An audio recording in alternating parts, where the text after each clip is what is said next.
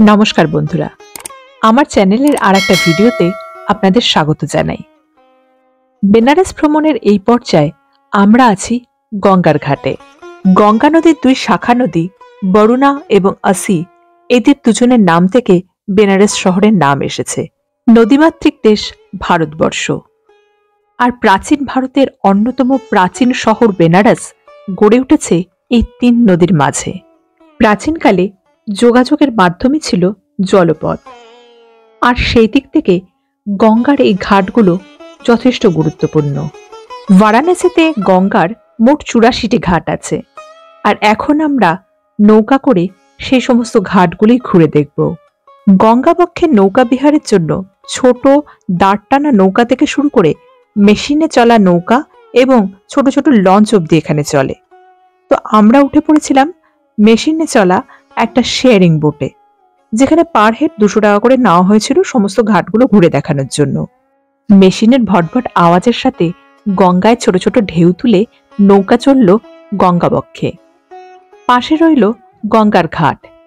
গঙ্গা নদীর পাশে প্রায় ৭.৫ কিলোমিটার জুড়ে অবস্থান করছে এই ৮৪টি ঘাট। এক একটা ঘাট এক এক সময় গড়ে উঠেছিল এবং এক একজন রাজার আমলে গড়ে উঠেছিল। কোনো কোনো ঘাট তো অন্য রাজ্য থেকে গিয়েও রাজারা তৈরি করেছিল, আর সেই সময় ঘাটগুলো ছিল সেই সমস্ত রাজাদের অধীনে, যারা সেটা তৈরি করেছিল বা তাদের বংশধরেরা। সবাই সেটা ব্যবহার করতে পারত না। স্নান, পূজার্চনা এবং বাণিজ্য সব কাজের জন্যই আলাদা আলাদা ঘাট ব্যবহার হতো।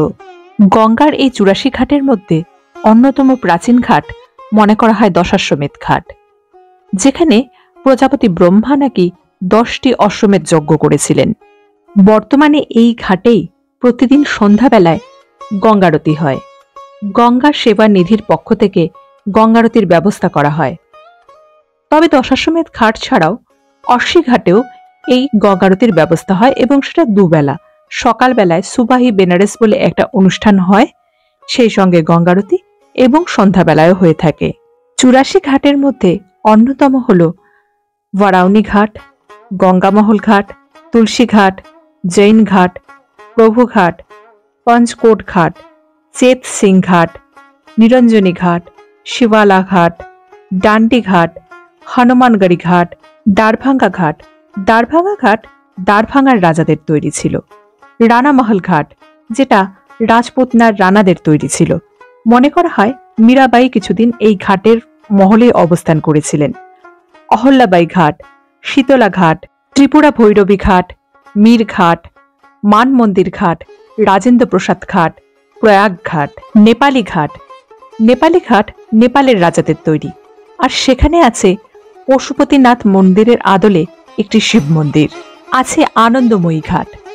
আনন্দময়ী ঘাটে মাতা আনন্দময়ীর আশ্রম অবস্থিত ছিল। এছাড়াও রামাঘাট, বালাঘাট, কাশী করিডোর ঘাট, মেহতা ঘাট, নয়া ঘাট, আরও এরকম অনেক ঘাট পরপর পরপর অবস্থিত।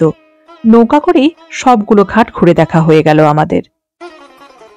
যদিও ঘাটগুলো কিন্তু পরস্পর সংযুক্ত, অর্থাৎ একটা ঘাট থেকে আরেকটা ঘাট হেঁটে হেঁটেও আপনারা যেতে পারেন।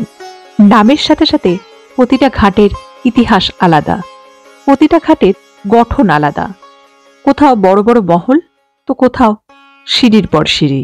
সমস্ত ঘাটগুলোর গঠনশৈলী আলাদা হওয়ায় মোটামুটি পুরো ভারত দর্শনই এখানে হয়ে গেল। এই ঘাটগুলোর মধ্যে অন্যতম দুটি আছে শ্মশান ঘাট, মণিকর্ণিকা এবং হরিশ্চন্দ্র ঘাট। মণিকর্ণিকা ঘাট নিয়ে একাধিক পৌরাণিক গল্প প্রচলিত আছে।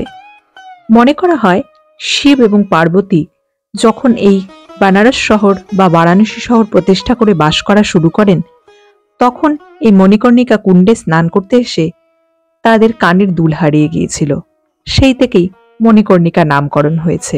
অন্য মত অনুযায়ী দেবী সতীর মণিকুন্তল, অর্থাৎ তার কর্ণকুণ্ডল এখানে পড়েছিল, সেই থেকে মণিকর্ণিকা ঘাট। আর এই শ্মশানের চিতার আগুন কখনো নেবে না, ২৪ ঘন্টায় এই চিতা জ্বলতে থাকে।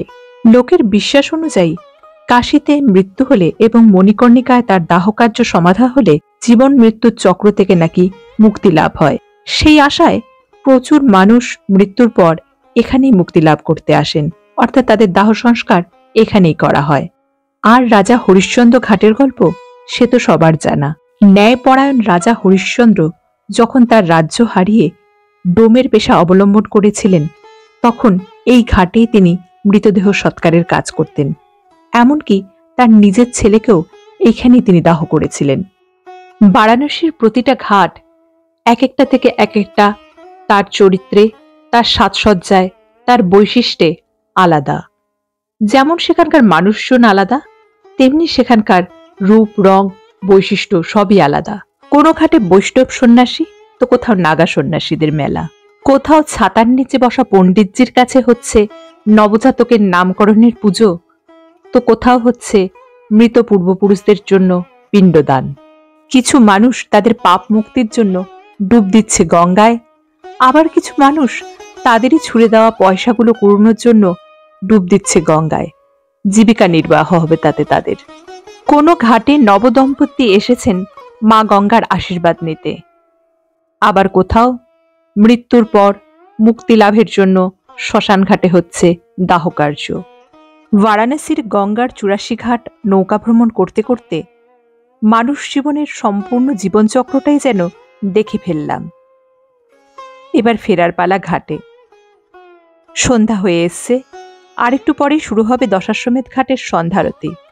বিস্তীর্ণ দুপারের অসংখ্য মানুষের হাহাকার, চিৎকার ছাপিয়ে গঙ্গার কুলুকুলু ধ্বনি কানে নিয়ে চললাম ঘাটের দিকে।